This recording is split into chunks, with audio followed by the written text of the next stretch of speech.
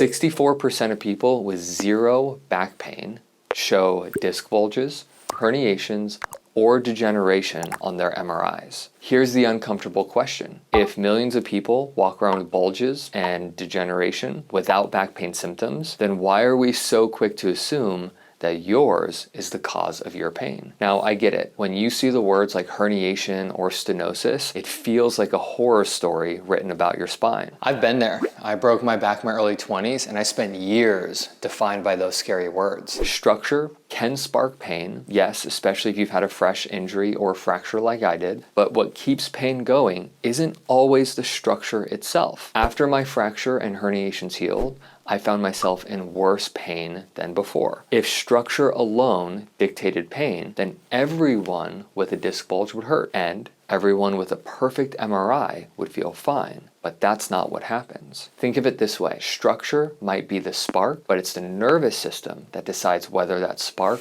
lights a fire. Research at Northwestern looked not at people's spines with back pain, but at their brain. And they found that communication between two regions, specifically the medial prefrontal cortex and the nucleus accumbens, could predict with 85% accuracy who would still be in pain a year later. 10 to 40% of surgeries that fix the structure don't resolve the pain. It's called failed back surgery syndrome. Not because surgeons are bad at what they do, because fusing a vertebrae or replacing a disc doesn't put out the fire, because the nervous system is what's keeping it burning. So here's the takeaway. MRIs show structure, but they don't tell your whole story. A sensitive nervous system can calm down, but that doesn't happen randomly. It calms down only when you give it safe, repeated signals to change. And that's exactly what we do inside the movement program. Because your scan is not your destiny, your body can change, and your nervous system can learn safety again.